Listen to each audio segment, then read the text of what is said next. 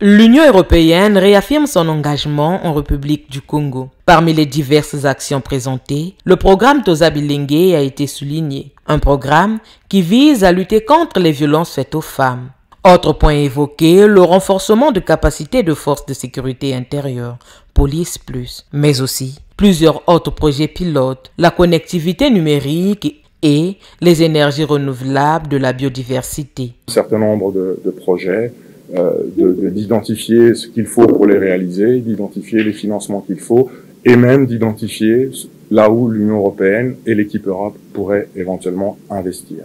Cette étude se termine dans quelques semaines. Je pense qu'on attend tous avec impatience de voir ce qui va ressortir de cela, mais je pense que l'annonce est importante. On fera une suite par rapport à cela également. Pour cette année, un programme sur le partenariat forêt. D'appui et de soutien à ce programme et à ce partenariat UE-Congo en équipe Europe que nous avons, qui est très fort, qui permet d'assurer et de partager nos intérêts communs sur cette question de bien public global qui est la forêt et ce que sont les forêts ici au Congo et surtout dans le cas du bassin évidemment du Congo en général, mais en particulier ici au Congo. Pour célébrer le mois de l'Europe, prévu du 9 mai au 13 juin 2025, la délégation de l'Union européenne au Congo a organisé une conférence de presse. C'est face aux professionnels des médias que la délégation de l'Union européenne s'est exprimée.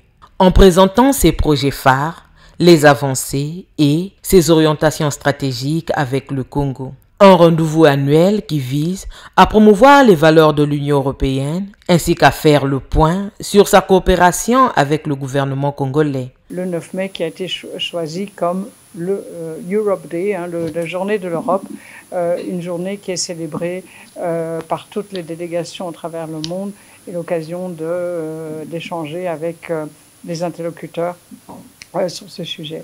Donc, on aura l'occasion de parler plus en détail des aspects culturels, y compris un magnifique festival du film qui sera non seulement ici à Brazzaville, mais aussi dans d'autres villes. Mais aussi, il y a un petit événement dont je suis très heureuse d'avoir été à l'initiative, c'est de faire à Rome comme les Romains, c'est-à-dire d'engager la forme d'art urbain qui est la création de fresques.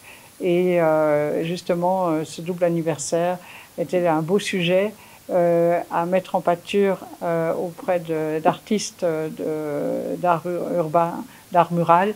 Et donc, j'espère que plusieurs d'entre vous défieront le climat, qu'il soit très chaud ou humide, on ne sait pas, mais pour être avec nous à ce moment symbolique qui aura lieu le 9 mai après-midi. Le mois de l'Europe est aussi un appel au travail collectif. L'UE lance un appel à proposition en vue de renforcer son partenariat avec la société civile congolaise dans la mise en œuvre de la stratégie Global Gateway prévue pour une durée de 48 mois pour un montant de 4 360 000 €, soit 2,6 milliards de francs CFA.